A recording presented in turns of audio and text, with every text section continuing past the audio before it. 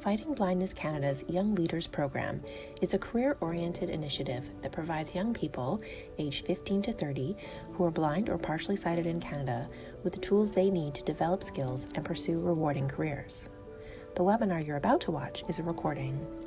To learn more about this program, visit us online at fightingblindness.ca under the Get Involved tab.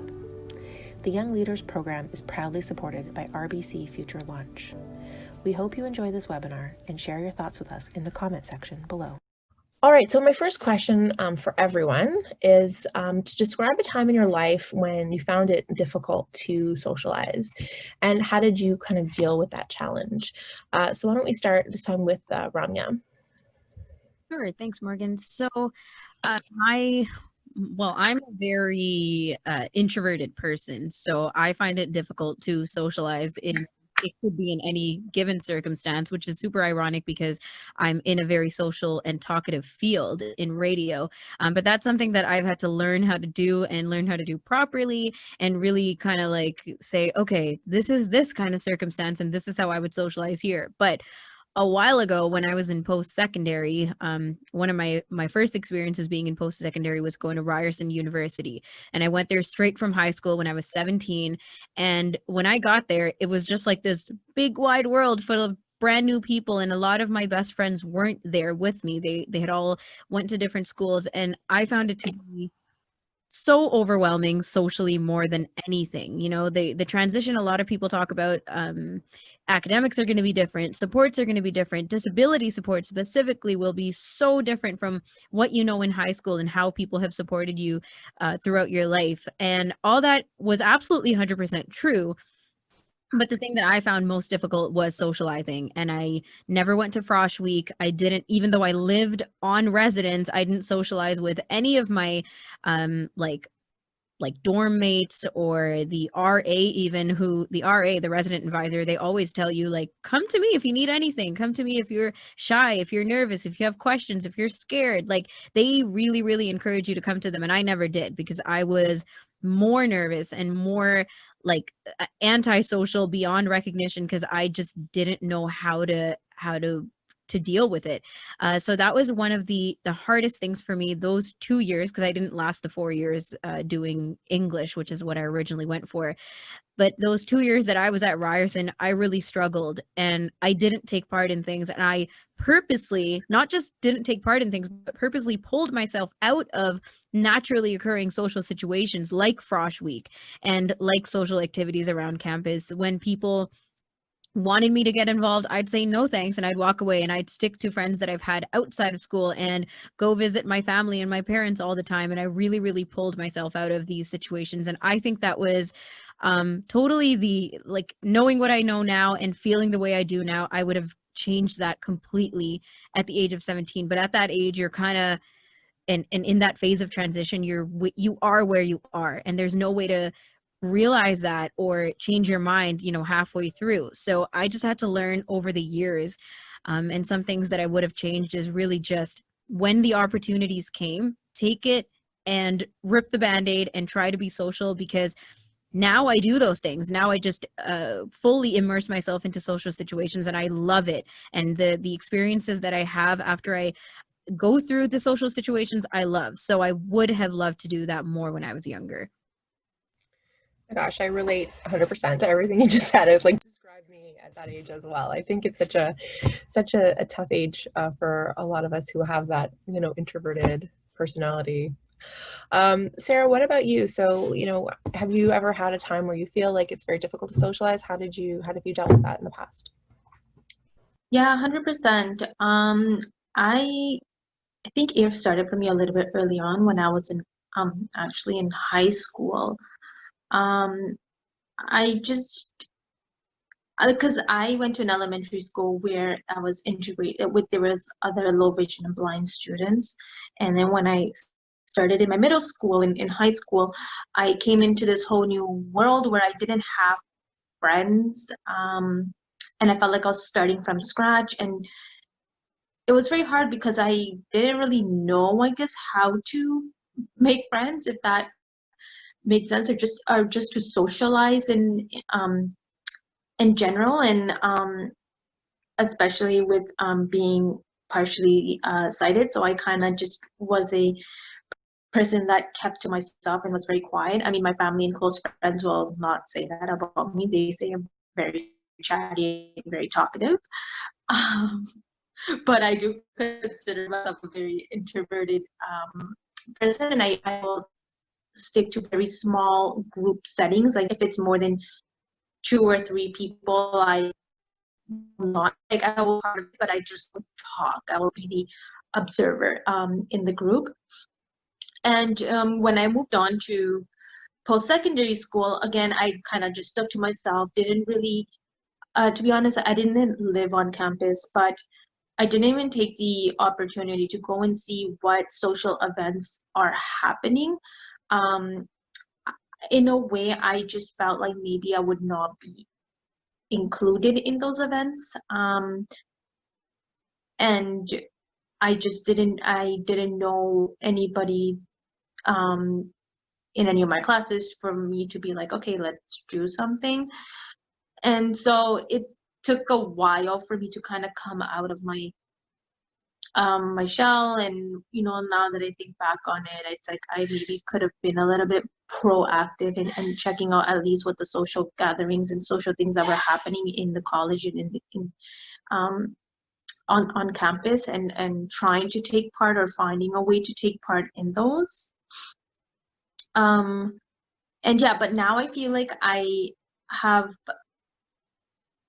expanded in my social networks and supports, and have come out a little bit more in terms of just being around more people, being able to talk about my achievements and all of that, and feel like I'm part of a community, and not only part of like a low vision blind community, being part of other communities as well. I don't know if that makes sense. Absolutely. Amanda, how about you? Any times in your life? I know you as a very social person. So, do you have difficulty socializing sometimes, and how do you deal with that?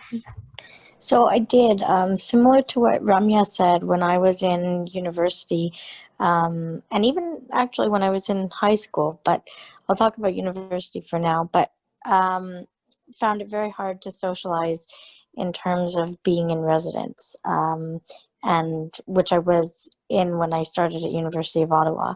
And the main thing that I struggled with is that I wasn't a person who enjoyed drinking and going to parties, which was very present in residence life.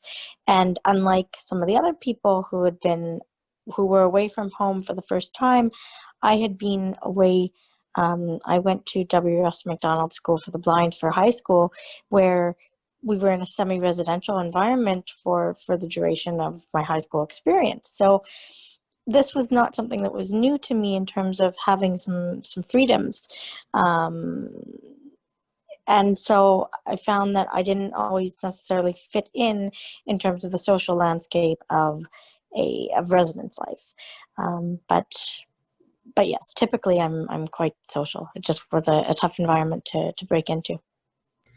Absolutely. And it's funny too, because I mean, I knew you back then, and you're very different now than you were back then, right? So you kind of go through this journey, and the way that you deal with those things and the way that you interact with others, it definitely changes over time. I mean, like, I can relate so much to what Rami said. I was the same in university, and things are very different now. As you get older, I think you just kind of stop caring a little bit about what other people think too, right? You just kind of come into your own and feel more confident. So Hamid, what about you? Any difficulty socializing? How did you handle challenges? Absolutely. Yeah, I think my experiences were very similar to what Ramya said. I echo quite a bit of that. Especially when I went into my first year of university. I think you go from classes which are like 20, 30 people where you know most of the people, and you go into these classes of like 150 people, 200 people. That's how my classes were, at least. And you don't know any of these people. Like for me, I started my degree 1 year offset from when the rest of my class graduated. So I didn't really know many people in my class that year. I knew people who were in upper years, but I never knew people who were in my year initially. So basically the first day of class when I went in, I was so, I don't know what the right word is to use here, but it's kind of just in shock on how big the classes were. And you don't know anyone, you feel overwhelmed. And then here's the other thing. So let's say you find this one person you sit next to and you talk to them. The classes were so big that not everyone sits in the same spot every day. So the next day you go, and because you can't see that well, you can't find this person. So now you're going to go and sit beside someone else because that's where the seats open, right? And this is kind of like a vicious cycle. It goes on a few days until you get to know some people, or until you build some routine. So over time, obviously, I started making friends with some people. I would say the first year of my degree, though, I did most of it on my own. I hung out with people outside of school, friends who I previously had. But being in engineering that year, I think the first year of engineering, it's not just me who goes through that. Even first year in general, a lot of people are very independent, at least at the U of A in Alberta. I know a lot of people who went through similar experiences where a lot of people kind of just do it themselves the first year. And then once you get into your program the next year, people are less competitive and they're a little more willing to talk to you and socialize. And I found like second, third, fourth year, people were a lot more willing to talk and kind of expand their circles. So that's what I went through. And obviously socializing even today, it's COVID-19, right? You can't really go out, you can't really meet new people. Usually you're gonna keep your circles closed just for the sake of people you live with, right? So obviously I wanna expand my circles today, but it's not just random Zoom calls where you go and meet random people. And that could be a little weird anyways, but yeah, there's always opportunity to grow. I think it's a challenge you're always going to have, or I'm always going to have. But all you can do is get better at it day by day. And as long as you put that effort in, I think you should get somewhere and you should make some improvements. Absolutely. I think it really is a practice makes perfect kind of situation, right? And we're never going to be perfect, but again, practicing and the more you expose yourself to those things, the easier it becomes. So, Hamid, you brought up a really good point. So my next question is really about, what social supports are the most important to you, like that you benefited most from? And that's, like you said, really difficult right now. So maybe you can comment on now and, in the pre-COVID and maybe hopefully post-vaccine world that may not hopefully be that far away, what social supports are really the most important to you? Why don't we start with Sarah this time?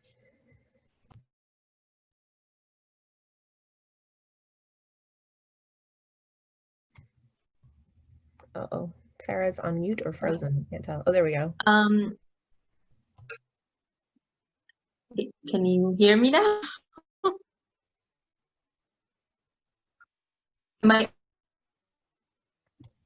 Yeah, I can hear you, but you're breaking up a little bit. Okay. Is it better now? Might be an internet thing. Yeah, it's a bit choppy. You know what? Why don't we start actually with Amanda and we'll come back because I think your internet might be cutting out a little bit.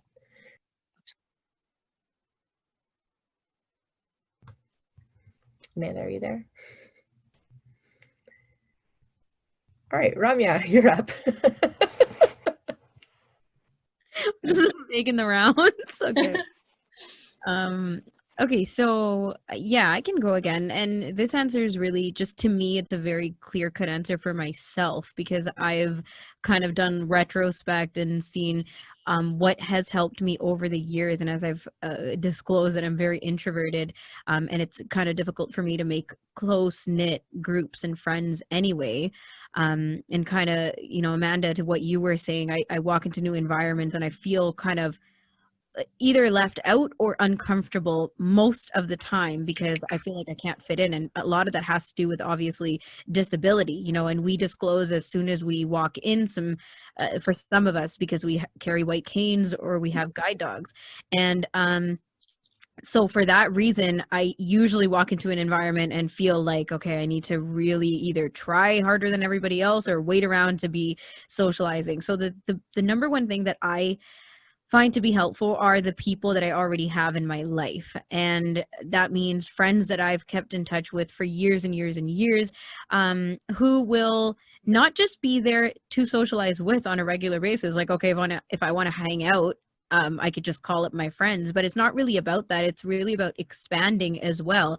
And some of that comes with, will these people try new things with me? You know, will we go and explore new places, try new food, and maybe take part in more adventures? And sometimes through those things, I'll meet new people. A great example of this is like before restrictions really kicked in a month ago, my friends and I went camping, two of my really close friends. I've never done camping before, so that was great in itself, a social experience. But while we were camping, I was very comfortable with two of my friends, and we met other people who were out there, and it was backcountry. So really it's just you and the sites next to you, right? There's a lot of privacy. So we made friends with the people next door to us, the next campsite, and I kept in touch with them. So I'm learning to utilize these social experiences that I go in with and take part with friends that I already have, but learn to kind of expand out of that circle in the midst of these experiences and try to talk to new people, try to put myself out there socially. So it's not really like from 0 to 100, you know, just walking into any strange place with people that I have no idea and then trying to make friends. I mean, I do that because I have to sometimes, but it's not the most comfortable way. But with my social supports, it's easier. It makes it more of like a homey situation for me to try new experiences. Absolutely. That's great. Sarah, do you want to try again? Let's see if we can hear you this time. Sure. Sure. So, Good. Really good. Very clear. so similar to Ramya, but at the same time a bit different. I guess in the like maybe last few years, I wanted to do more things, and I wanted to try more. I wanted to try more things, do more things, and I didn't have. I wouldn't say didn't have. I just at that time, my friends or my network were really not that interested in pursuing those things with me. So I kind of had to bite that bullet and just join certain things that I personally wanted to do. And it was also kind of to tell myself, okay, like you can't always, wait on or have a buddy with you to try new things, because they're not always going to be there kind of there for you. And in doing so, I learned a lot. It's not as scary to put yourself into a whole new social setting or new environment. And at the end of it, I have come out to meet more individuals, and it has broadened my network and my social network as well, where I can keep in contact and plan other things, and have found other people that have similar interests into me, and it just gets, I guess, the conversation or like the wheels rolling. So that's something really big I have, I guess, learned, and I'm still working on it. It's okay to put yourself in, if it's something that you really want, or for example, like cycling. I really wanted to go cycling, but at that time I didn't have anybody that I already knew that would wanted to come join me on this first step. And I was very nervous and joining the cycling club and going for the first time, because I've always done everything in twos, not by myself, I guess. And at the end of it, now I'm like, yes, I can go on my own, and I can go and join other clubs and other things on my own. I don't need to have a friend or a person with me to do these things. So that's something that I have found really important to me. That's great. Do you do tandem cycling? Yes, I do. That's amazing. So do you do, is it like with Trailblazers or like a group like that? Yeah. Awesome. Yeah. Amanda, I can go next, Morgan. Okay, Yeah. perfect. Excellent. So social supports, what are the most important social supports for you? So I I'm still in touch with some friends from high school, which is always nice, because they were a group of very familiar people to me. My family is also part of my social support network. And most recently, other friends that I've made from different either volunteer opportunities or networking opportunities have also been added into the mix. So I also think it's very important to have other people who have visual impairments, which I do have, to bounce things off of, and to to talk about some of the challenges or the experiences that we endure that aren't necessarily endured by the rest of the population or people without vision loss, I'll say. Absolutely. Hamid, what about you? Do you want to weigh in? What kind of social supports do you rely on? Sure. I think a lot of great points have been made already. I'll keep my answer a little shorter. For me, I think first and foremost, family is probably the biggest social support. They've always been there, basically they're with you all the steps in your life, right? And then there's a few friends who I've had from childhood, and they've always kind of been there, no matter where I've been in my life. And for me, they're probably some people who I keep really close.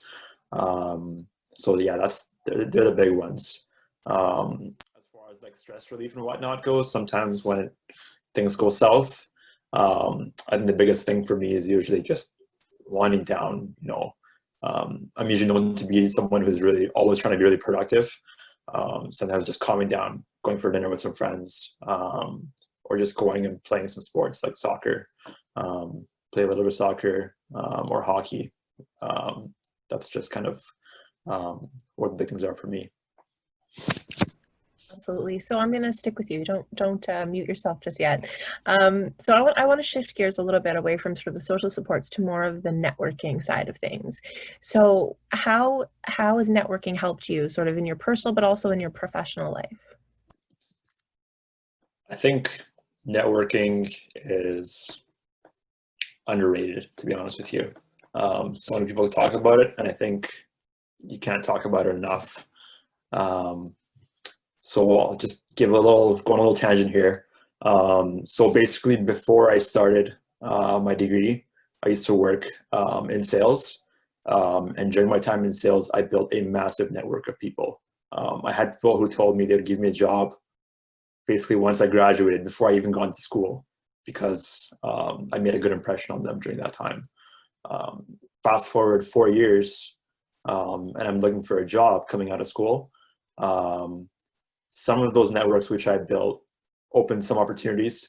They weren't opportunities which I took, but just going back and communicating with people, it was really important. And they were options. They were job options, basically, once I was leaving school and looking for opportunities. And on top of that, I think every day, if you can broaden, honestly, it's just simply talking to someone, keeping that connection. Once in a while, you just talk to someone who you've met before, follow up with them, see how they're doing. It goes a long way. You'd be surprised because that way you have a conversation going, and down the road, maybe you need something, or they'll need something for you. It's never bad to have more options than you need. So that's one thing. The other thing is LinkedIn, I think, is so underrated as well. The amount of opportunities which I've gotten through LinkedIn is, I can't even keep counting them anymore. Doesn't mean I take all of them. Doesn't mean I've taken any of them. I haven't taken any, actually, to be honest with you.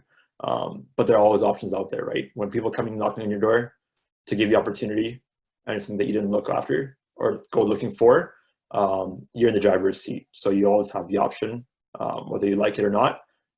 Staying open-minded is very, very important. So if there's something to take away from today, I would say networking is very, very important.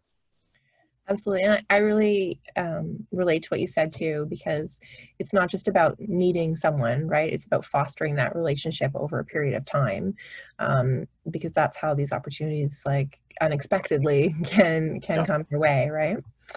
Absolutely. So, Amanda, how about you? How does networking play a role in your sort of, I know you're at a different kind of stage too, because you're back in school, you're doing a master's degree. Like, how do you kind of embed network into your life right now?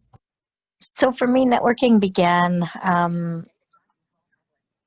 I would say probably when I started to do volunteering, both while in school and post graduation, while searching for my first couple of employment opportunities. But yeah, networking I think can take many forms. Networking can be in the form of mentorship opportunities with people in your field, or in to people who are doing some things that you're passionate about or that you'd like to learn more about, things like that. Could be other students who have done programs that you're interested in or that you're doing. Could be classmates. So for example, right now I'm doing my master's online because of COVID, like the rest of the world, and we have set up a WhatsApp group for our class, and through that I've made some connections with people, some friends, through some group projects as well. So just I think I would say networking can take many forms, and again, as Morgan pointed out, it's very important to grow those relationships, to cultivate those relationships, as much as you can, and as much as you feel it's possible to do so. Yeah, and I think, too, there's so many misconceptions out there about what it means to have a disability or have vision loss, right? And when we foster connections with people, when we follow them for a long time, when they see what we're capable of and what we're doing, it can sort of shift those perceptions as well, right?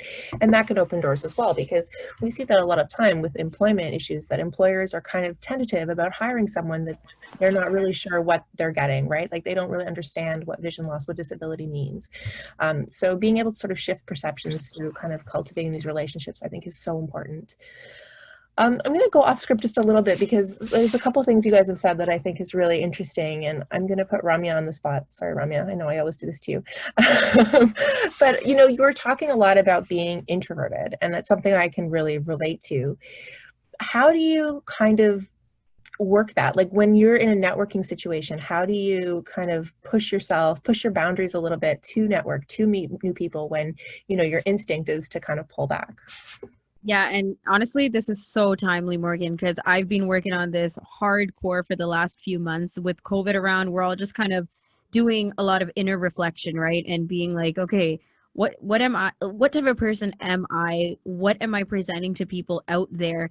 And sometimes there's this disconnect. So for me, I'm really introverted. I know that on the inside, but there's parts of me that wants to be more social. And I'm sure a lot of us feel it, like as people with disabilities, we're saying, well, it's so easy for all these other people to do this, to jump on social media, to post whatever you want, to just, throw out pictures and emojis and hashtags and all these things. And then I look at those things and I'm like, oh, this is exhausting. Like there's so many ways that other people are socializing and I just can't get with it. So there's that disconnect. And sometimes that leads to more revolutionary things within ourselves. And the biggest things that I've been learning is I can learn to socialize. Like it may not be just a natural thing. Some people obviously are just better at it than other people. And I'm telling you that there's so many people out there who are amazing at being social, but they would also identify as being introverted. I know this because I watch a lot of like YouTube videos on this. And basically what I'm saying is I feel like we can learn to be more social, develop our skills of networking, develop our resources, and pull in the people, the support systems that we have and that we utilize, like all of you guys, Amanda, Sarah, Hamid, you guys talked about friends, family, people that you've kept in touch with, things that make you feel like you could be more comfortable to step out of things that you'd rather, just stay in your little bubble of, right? Including myself. And I feel like we can utilize all these different things and learn how to approach nerve-wracking, uncomfortable situations and just say, okay, let's just do it. And it won't be easy the first time. Like if you've never gone to a job fair on your own, it may not be easy the first time. But let's say you do something that's more of a first step. Let's say you just kind of walk around your school's I don't know, conference areas, or whenever there's a new club that really interests you, maybe you decide to step into there. Maybe it's starting with a Zoom webinar, like somewhere where you feel like it's a baby step towards a bigger picture that you can see yourself doing or want to be doing. And that's where I start. I just start with smaller things, and I try to build up to bigger situations that I'm like, that's way too hectic. I don't want to be that to be the first step. I feel you. I totally do. So you brought up career fairs or job fair. I think that's a really good segue to my next question. So maybe Sarah, like, have you been to career fair or sort of a job fair like that? And what was your experience like? And did you have any challenges with that? You're on mute. Oh, I muted you. I'm sorry. There was background noise. That was totally my fault. Okay, try again. I've unmuted you now. Now try. Sorry. Thank you. This is like a game back and forth. I think we're gonna do all we can. Anyways, can you hear me now, Morgan? Am I? Yes, absolutely. Okay. So yes, I've been to quite a few career fairs. I'm actually like going back into my memory bank trying to think because that was quite a while ago. So some career fairs, like the ones that were at my school, were pretty, I guess, pretty decent to navigate.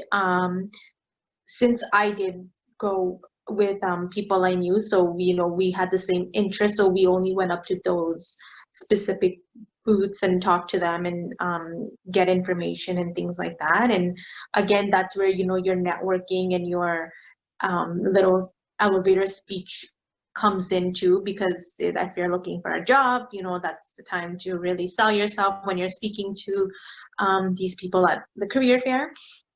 And then I've been to career fairs on my own as well, and it's been very nerve-wracking for me, especially because I'm a cane user, so having to use the cane and then going to each and every booth that you're like, hi, what are you guys promoting, or what's this booth about? And for me, I'm not a good person. I'm still like learning to ask for help when I need it. I just feel like if I can do it on my own, I can do it. So I'm just gonna, whatever big signs I can see, I'm just gonna look, and if it interests me, I'll go to those, and the rest I just won't. And I have to remind myself, but what if that's a booth that relates to you, so you really need to suck it up and go up to them and approach them and have a conversation and start a conversation, because that's not like me in any sort of, especially when it comes to like social settings and new environments and just new people. So that was like my challenge, and I had to like overcome that. And sometimes there's been, when I've been to one or two, where they said, okay, we'll provide assistance or provide you a electronic guide of all the vendors that's going to be there. We'll provide a set of guides, and then when you get there, they're like, no, we have no such thing. And then you're kind of left on your own to figure out the space and navigate that huge fair on your own.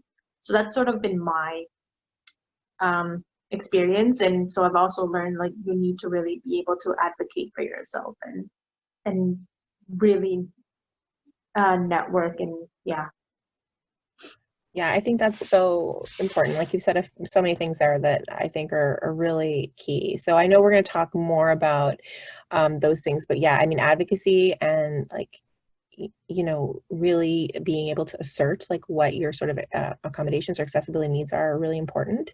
But I also really like what you were talking about in terms of the elevator pitch and like building confidence. And I know that Hamid's going to talk about this a bit on Sunday on like ways we can build confidence, but just like a really brief story. So I'm definitely an introvert, and I have anxiety, like a lot of it, a lot of the time. And when after I had my daughter, I had a recurrence of my impairment in my back, and I was out of work for several years, and I was going back to work. I got hooked up with like an employment agency, and you go on all these workshops, they do your resume, they do everything, and they talk about your elevator pitch. And I remember sitting in this like room and them saying, okay, so we're going to videotape you doing this elevator pitch. And I was like, no, you're not. That sounds horrible. Like, it just sounds so intimidating. And I did it, and it was awful. Like, I'm going to be honest, it's terrible. It's so weird to like have to listen to yourself and watch yourself. But that experience was so like informative. Like, it really helped me figure out a way to build my confidence, to change what I was saying and the way that I say things to actually be effective in that situation. So yeah, I think that it's such an important skill. And even though it's like scary and awful for some of us who may not appreciate that kind of limelight, it's really an important skill for sure. Let's see, so we're almost at the end. If anyone has any questions, please put them in the chat or the Q&A, and we'll take them in a few minutes. I'm just going to ask one last question here. So maybe I will ask Hamid, is there a time when you have used technology to sort of create equity, like either in the workplace or with your peers in respect to like networking? Absolutely, first of all. So a lot of the things which we did are, I guess I do, both when I worked in sales and now more in engineering, we do a lot of presenting. So usually this is something which is somewhat difficult if you can't see your notes, or let's say you're running some live presentation where you need to see what you're presenting and you're constantly changing stuff on the computer, for example. Like this Zoom call, let's say I'm sharing my screen with you guys and you guys are seeing what I'm doing. I think COVID's proved a lot of things right. It's been kind of helpful for us, to be honest with you. And I'll tell you where I'm getting at with this. So I'm in estimation in my career. And at the end of every project, once I have a total contract value, which we need to go and basically review, we get all our project managers in one room. And I run that meeting, and I need to present to them what we're doing, what the cost is for material, labor, all that good stuff. And we're working on an Excel spreadsheet, and that thing is so small and I can't see it. And the only way for me to see, I know where everything is, but if I run a Zoom, like my screen is projecting on a screen where everything's to. And when I zoom in, we're probably like 4 times the magnification on the screen, and everyone's seeing what I'm doing, and everyone's like, what is he doing? Because only I know where everything is and everyone else is just lost, right? Fast forward, COVID-19 proved some new things. So for example, Microsoft Teams is one program where you can use it, and when you call someone, when your screen zoom is on, their screen shows the entire screen. So they don't need to see all that zooming or your screen reader or anything like that. If you have a screen reader, you can put your earphones in, and you can be on call for the audio. Or now at work, what we do is we'll just have my manager plug his computer in. I'll plug my computer in like one spot over, and he'll project, but I'll run it through a Zoom call, or sorry, a Microsoft Teams call.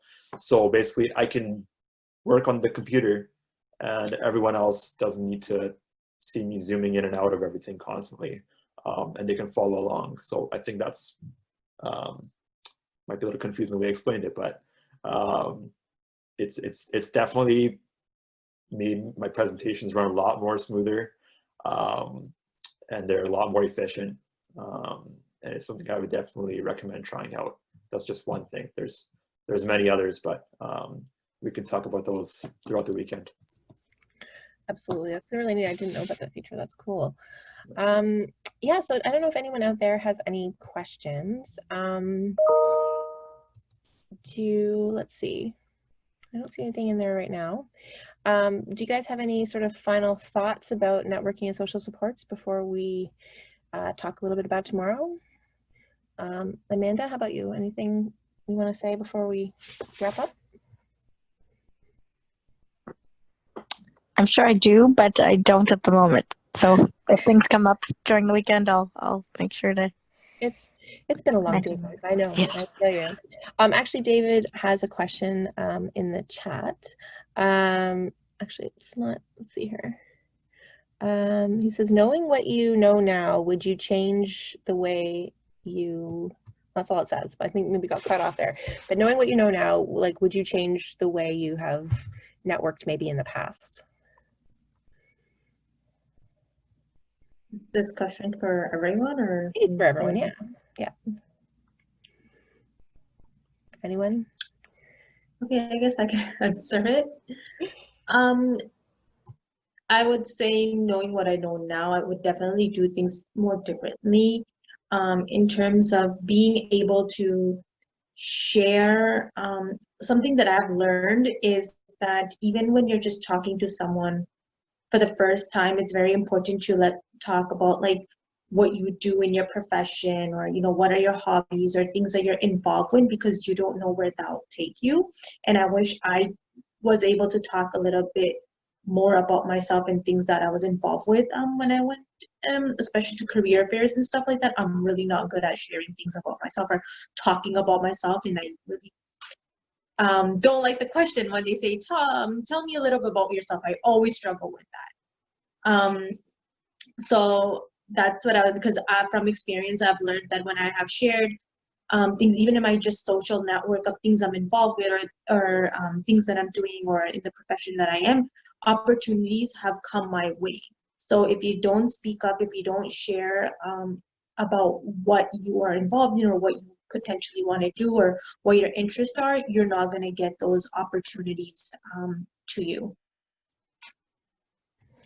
Absolutely. So yeah, so David just clarified. So he's saying that knowing what you know now, would you change the way you socialize? Does anyone else want to touch on that? I think there's nothing wrong with, in order to build a good relation with someone, you usually need to make yourself a little bit vulnerable. And I think this is something people are kind of afraid to do. I think that's one big thing to building more meaningful relationships with people. Once they see that, let's say you're looking for a job, and you don't want to just put it out there like, oh, I'm looking for a job, right? Once they see the struggle that you've had, maybe they're going to be willing to help you, especially people in like human resources. Some of them are very, very open to going out of their way to helping you if they believe that you're a genuinely good fit.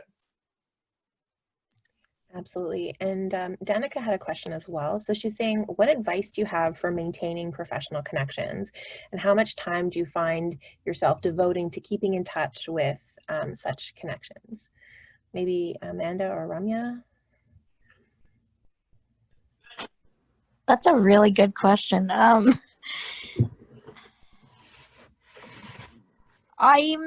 Because I'm a very social person now. I wasn't in high school. I was quite shy in high school, especially at the beginning. But I try and keep in touch with people as often as I can. I find that something that's very helpful for me is the use of social media and the use of text messaging and emailing, and then phone calls when all else fails, or when I want to have a more in-depth conversation with people, or even WhatsApp is a great way, because you can send audio messages and text messages as well, and do calls actually. So yeah, I mean, I think everyone sort of has a different approach or different answer to this question probably, but I try and keep in touch with people, because you never know how they could be helpful, or who they know in terms of a professional relationship in the future. I hope that made sense. Definitely. All right, guys. Well, we're right about at 8 o'clock, so I think we're going to have to call it there, but hopefully we can have some more conversations like this on Sunday as well, when we do our small groups, and you guys can weigh in out there as well.